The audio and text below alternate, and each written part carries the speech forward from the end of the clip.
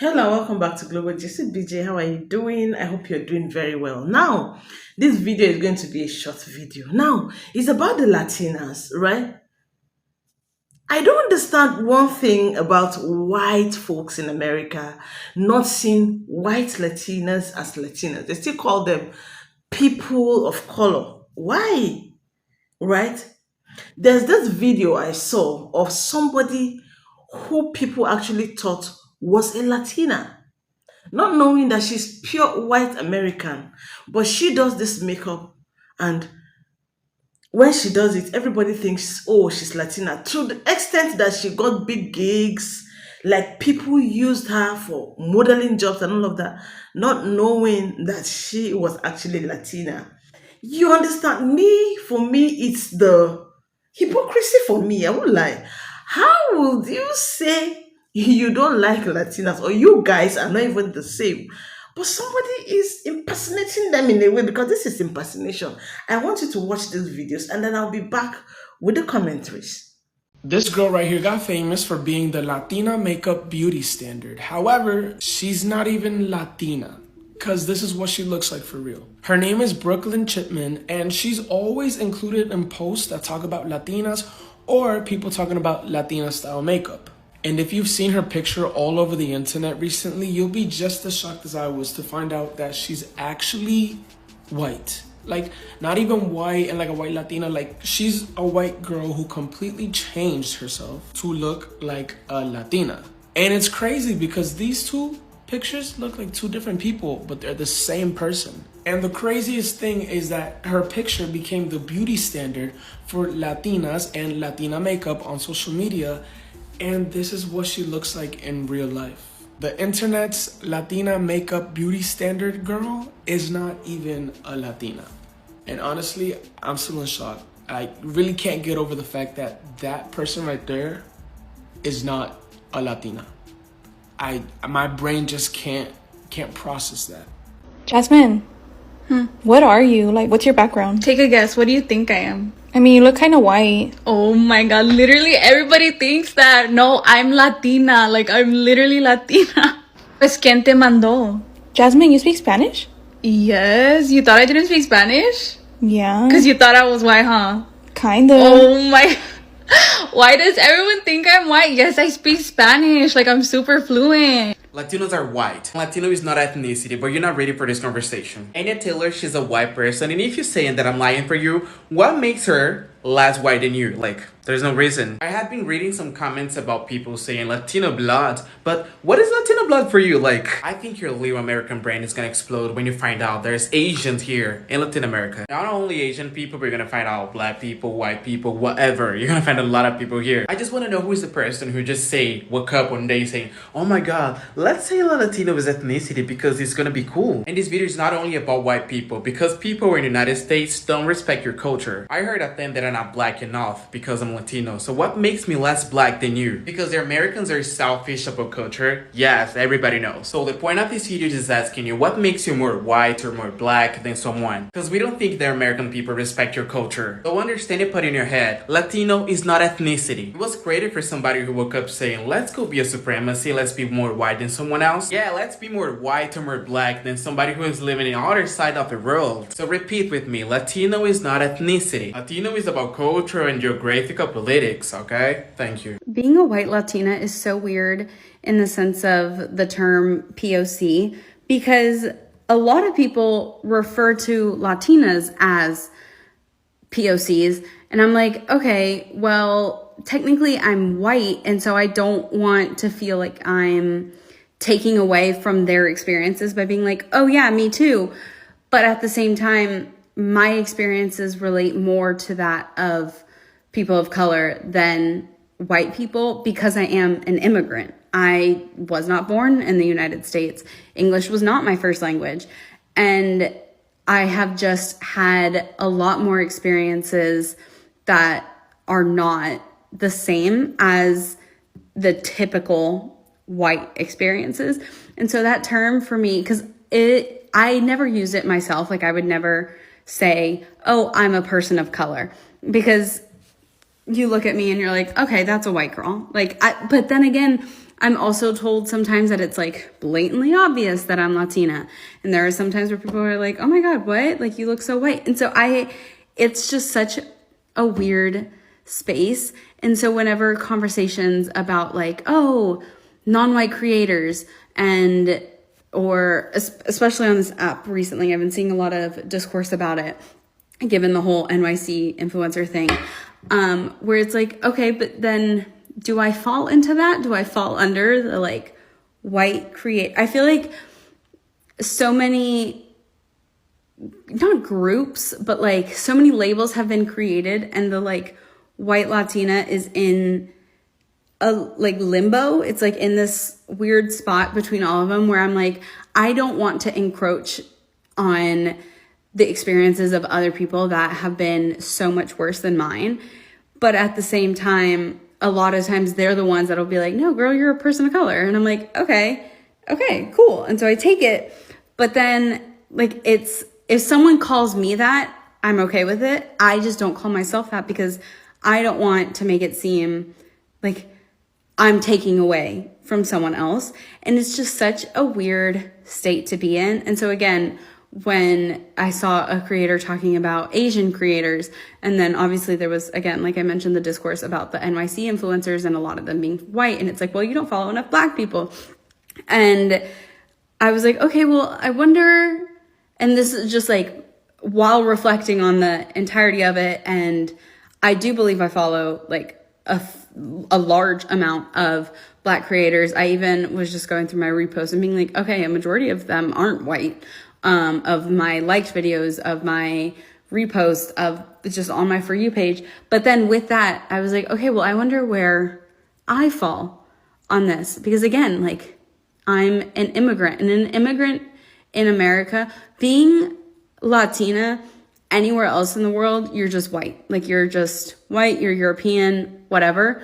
Being a Latina in the US almost makes you a person of color. And it's like, okay, like I have, like, if you look at my 23andMe or whatever, like, I think it's 80% white. And then there's 20% that's like, I have some African in there. I have some Native American. I have some little mixes of things. But like 80% is white. And so it's like it's just weird when you're a white Latina to know where you fit. And because I think the conversation, and again, I feel bad even talking about it because I don't want to take away from the bigger conversations and being like, okay, y'all have found your space or are cultivating it even more. And so who am I, like this little white girl, to be like, oh, well, what about me? What about me? But it's like, I do question it sometimes where it's like, okay, but what about me? You know? And it's just such a weird spot in the world to be in. Because again, like I'm white. I am white. But it depends in the eye of who's perceiving me.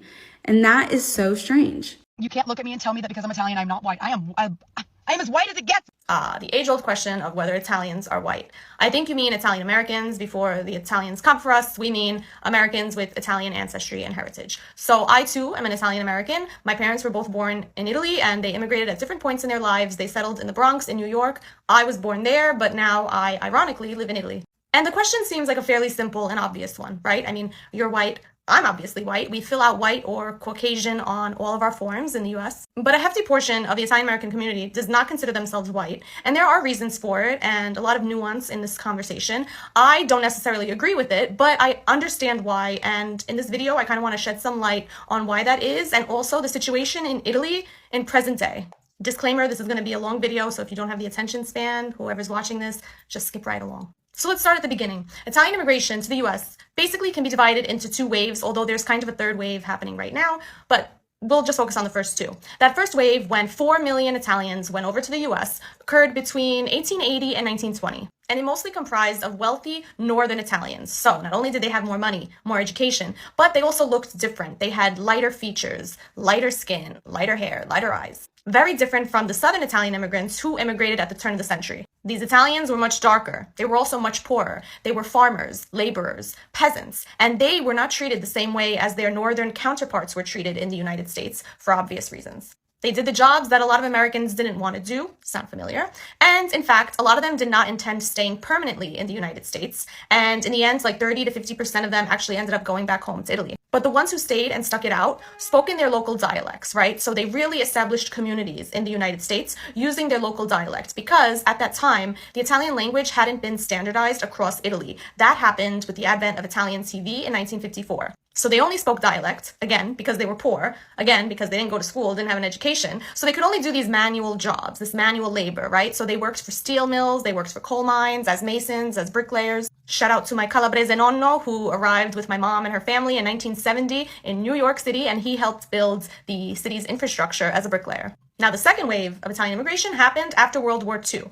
Again, for obvious reasons. And this lasted up until about 1970. 600,000, mostly Southern Italian immigrants arrived in the US. These Italians clung tightly to not only their cultural identity, but their regional one too. So, who was from Campania? Who was from Calabria? Who was from Sicily? And Sicily is very particular because Sicily has a unique history and cultural positioning as a sort of crossroads between Africa and Europe. This is why many Sicilian Americans are darker with curly hair. It's also why they identify first as Sicilian and then Italian comes after. And it's these recent Italians and their grandchildren and children who feel very closely connected to Italy and Italian culture. Even if they've been in the US for 50, 60, 70 years now, they still feel that link compared to the descendants of Italian immigrants who arrived in the US in like 1880, 1890. And this is especially true for cities like New York, where first-generation Americans like me grew up with immigrant parents and grandparents, and we either grew up speaking Italian or we thought we grew up speaking Italian, but in reality we were speaking the dialect of our family. So we were trying to mimic our family's regional dialect, and when we went to school and learned actual Italian, we were in for a rude awakening.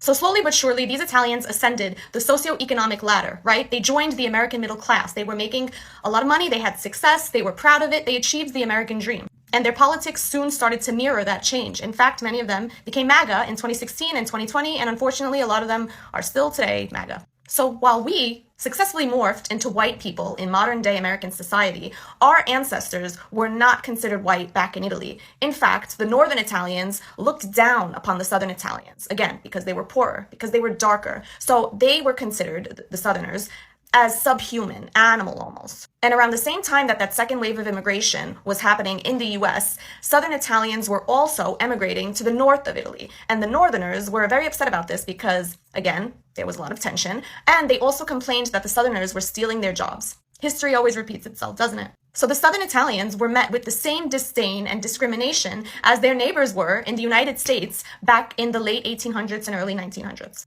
This caused a lot of friction that unfortunately still exists today, and it's because Italy as a whole has never really grappled with its issues of classism, colorism, and especially racism. It also has never truly addressed its colonial fascist past either. The conversations that we've been having about race and racism in the United States dating back to the civil rights movement and more recently, forcefully, since 2020 are simply not happening here. In fact, I don't think there are many countries who are where the United States is right now on the subject. Here in Italy, even mentioning the word race or racism is like, oh my God, like it's considered taboo here because Italians tend to say shit like, oh, well, the only race is the human race, which I still fail to understand given that Italy has been an immigrant nation for decades. Italy is no longer the Italy that our ancestors left many, many moons ago. The demographics have been changing for a long time now. Therefore, Italians should start having conversations on what racism is, okay? Whether racism exists here in this country. Surprise, it does. I mean, starting from the 60s when students and workers from Eritrea, Ethiopia, and Somalia, all former Italian colonies, by the way, started to arrive in Italy, things started to change a little bit. Also, there was an influx of Northern Africans coming into Italy as well in search of work, right? In the 80s, I think a lot of Tunisians were hired to work as fishermen in Sicily. And in the early 1900s, it was actually the opposite. Sicilians were going to Tunisia for work. Then also in the 80s, Latin Americans fleeing economic and political instability in their countries started to arrive en masse in Italy, and also Spain, actually. So there are huge communities of Ecuadorians, Peruvians, Brazilians in Italy. Throughout the 90s, international immigration to Italy continued, and there was a turning point in 1991 when over 20,000 Albanian refugees arrived in the port of Bari because they were escaping a communist dictatorship. And that was the first of many different waves of many different immigrants to the shores of Italy. And in 2001, which marked a very significant time in Italian history, the census recorded more than 1 million foreigners living in Italy for the very first time. The issue of immigration also dominated for the very first time the discourse of election campaigns, and I believe Berlusconi is partly to blame for that. And ever since, it's remained a hot button issue for both politicians and the public alike, except the former, especially those on the far right, use immigration as a fear-mongering tactic, just like those in the United States. Despite what far-right political leaders in Italy believe, though, immigration in Italy is growing, and it will only continue to grow due to the numerous political and economic conflicts and crises around the world.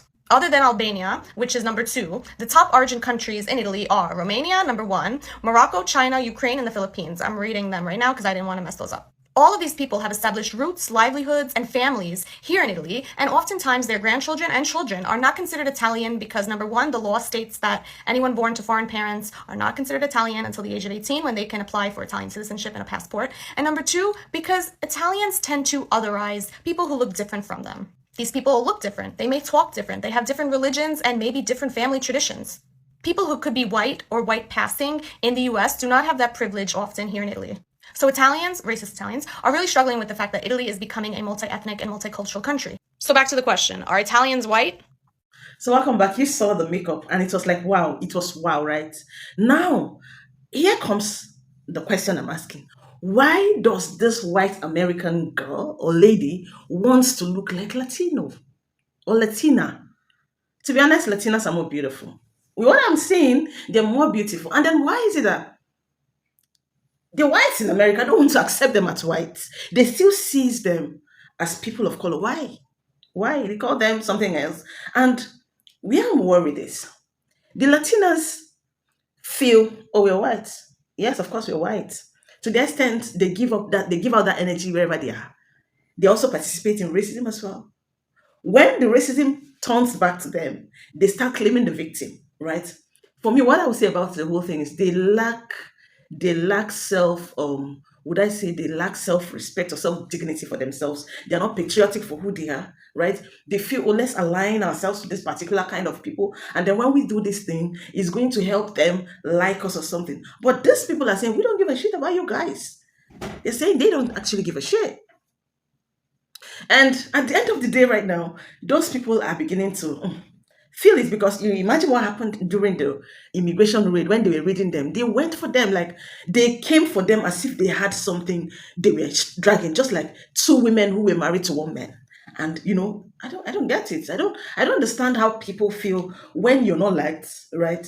And then you just feel, oh, I must be liked. And that is one thing I like about the black Americans. You see, these black Americans, if you have decided you don't like them, they don't like you too. And they will keep throwing it to your face. If you like, come with the police for them, they don't give a damn, they don't like you. They're not scared. I think that is it. That's what it should be. I've not seen a black American folk trying to, imitate them or want to be like them in some kind of way. It makes no sense. Right. So I'm like, oh, let me bring this here. Let's talk about it. Have you had experiences with these people? Let me see it in the comments. Right. Do not forget to subscribe, like, and I'll be back with the next one. See you. Bye.